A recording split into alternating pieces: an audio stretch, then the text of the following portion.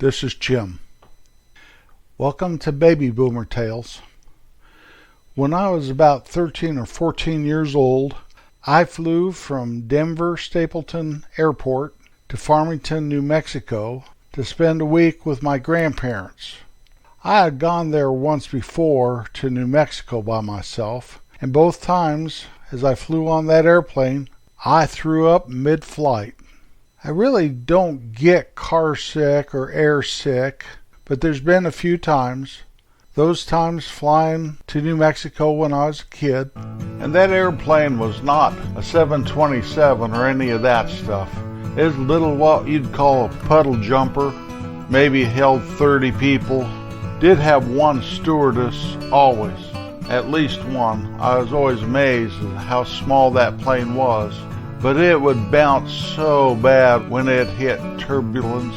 And sometimes it felt like it was flying sideways. Sometimes it felt like it was flying upside down.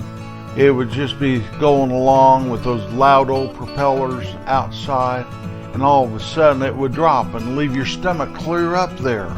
Take a minute for your stomach to catch back up. And then it would probably buck you a little. It was quite a ride. That's a bad feeling knowing that you're all alone up there on that airplane. And you're thrown up in a little sack that's sitting in front of you there. Your mom's nowhere to be found. She's clear back home. Even though the stewardesses are nice and friendly and hovering over you and helping you all they can, you're still by yourself there. Well, I got sick one time, car sick. And that's when my Uncle Victor was going over the pass. He was taking me to a toy show in Denver. He had a gamble store up there in my little hometown when I was quite young. And he decided to take me with him. And he drove that mountain pass so fast and just whipping around the switchback so quickly, taking the corners quite fast, that I puked right there in his front seat. I remember him pulling the side of the road and trying to clean me off. He was always a happy-go-lucky guy, but I don't think I really made him smile that day. The only other time I can really remember motion sickness, I was riding a ride at Elitch Gardens, an amusement park there in the Denver area, and I was on this thing that spun you kind of around and around and around, and it made me sick.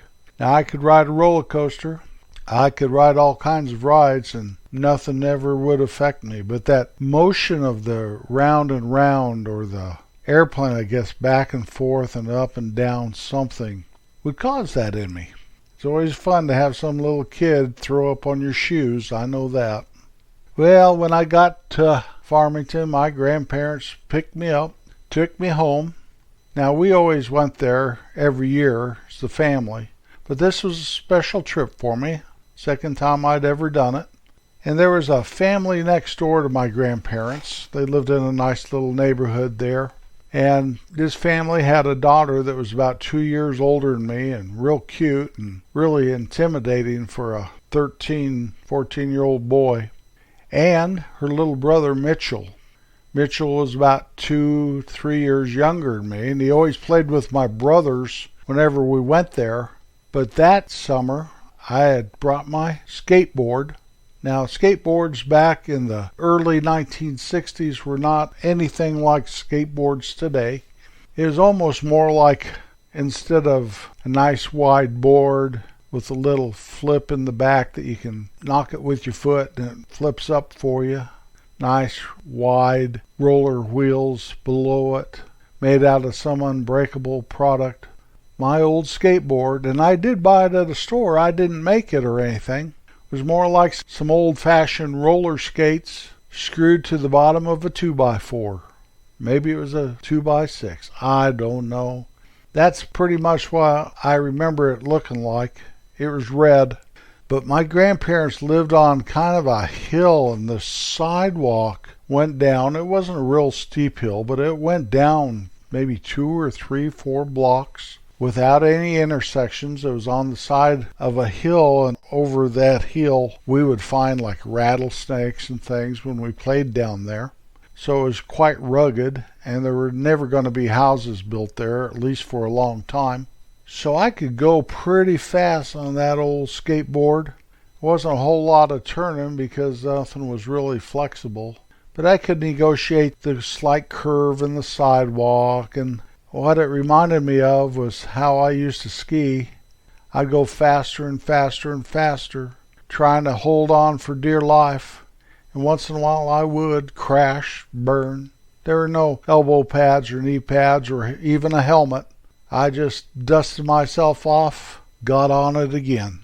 Well, Mitchell watched me one day, then he came and he said, "I'm going to get me a skateboard." I said, "Hey, that's cool." That afternoon he showed up at my grandparents' house, said, "Do you want to go skateboarding? I've got a skateboard." So we started skateboarding. We could mainly ride all the way down to where the intersection came, about 3 blocks away. We could really trip out, going faster and faster. One of us would crash and the other one would laugh. That week there in Farmington, him and I really did become friends. But every time his sister came around, kind of looking at the end of her nose at me, a boy would come and pick her up. She'd whisper something to the boy and they both laughed while they looked at us skateboarding. I was very intimidated because I thought she was really pretty. But I knew one thing, and I knew that for a fact. Mitchell was much, much nicer than her. So I really didn't give her too much thought unless she was around. Then that's all you could do was think about her. And then she'd leave and Mitchell and I'd have fun again. Or still. Going to see my grandparents, that was really a good time. They'd take me around.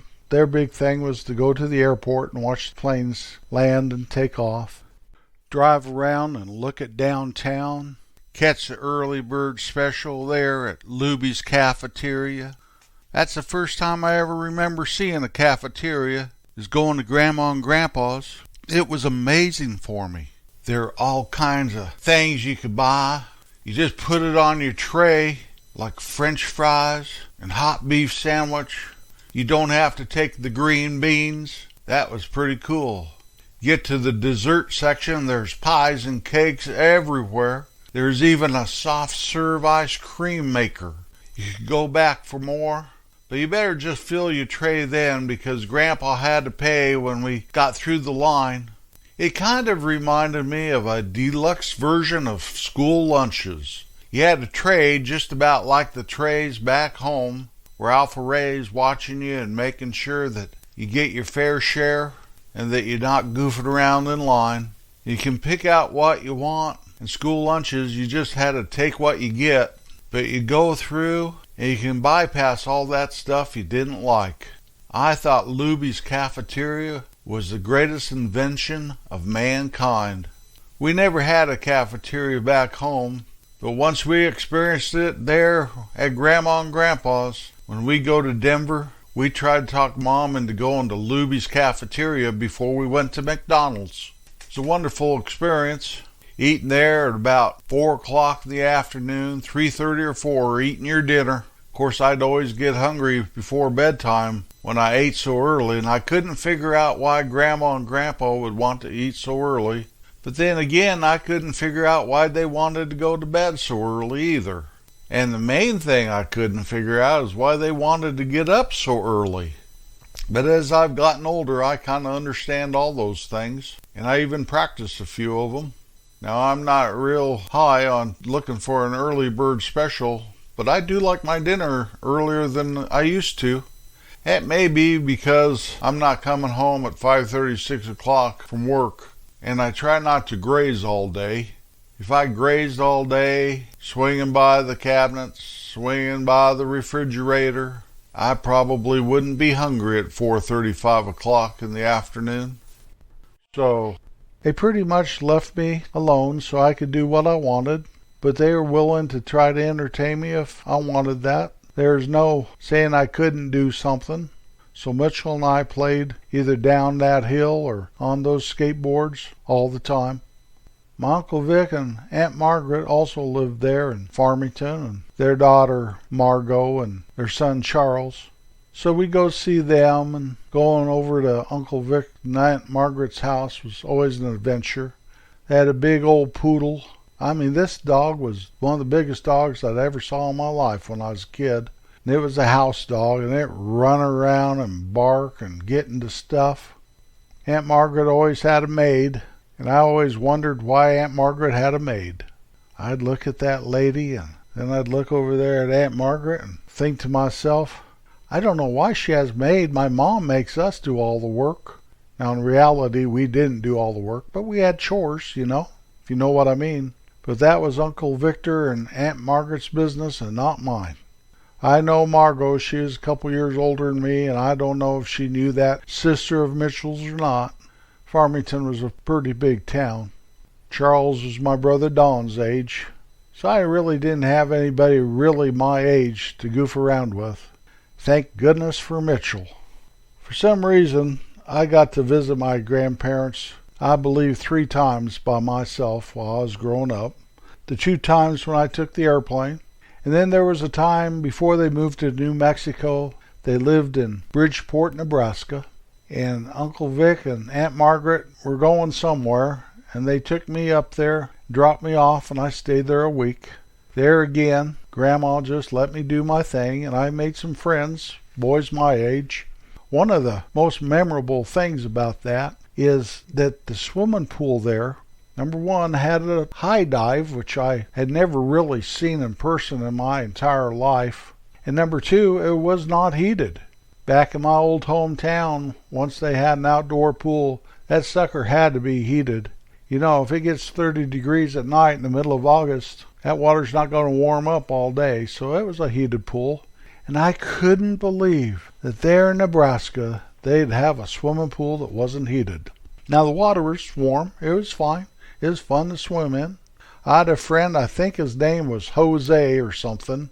We palled around all the time. His whole ambition in life was to somehow get his bicycle up the ladder of that high dive after hours and ride it off the high dive into the water.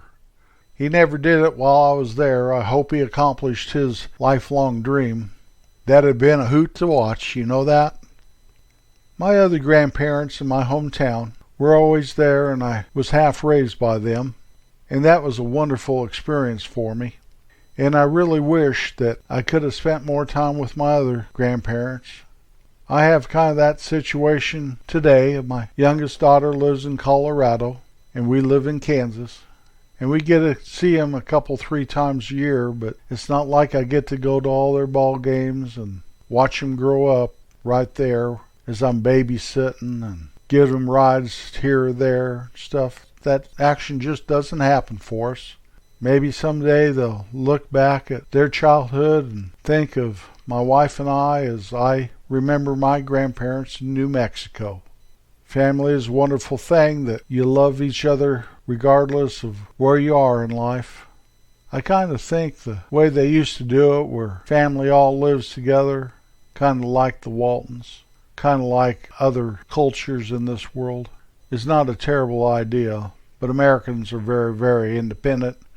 We can never let that happen. By golly, if someone's living with their mother when they're past about 25, there's something wrong with them. I think it'd be wonderful for Grandma and Grandpa, Mom and Dad, brothers and sisters, maybe even great-grandma, could share a home and share our meals and share our life. But home of the free and land of the independent.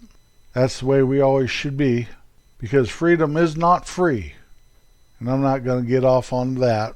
I just say appreciate where you live, if it's the USA or anywhere in this world. I understand that people listen to this podcast from all over. I really appreciate you listening. I hope you enjoy my memories of living in that little town in north central Colorado. Wherever you go, whatever you may become, always remember how you got there and know beyond a shadow of a doubt someone was kind to help you on your way. You can find us on the internet at babyboomertales.com. There are links there to many places you can hear our podcast, a link to our Facebook page, a link to where you can buy our book. There's pictures of me and pictures of the country I talk so much about. Thank you for riding along today. I'll be back next Wednesday. Peace out.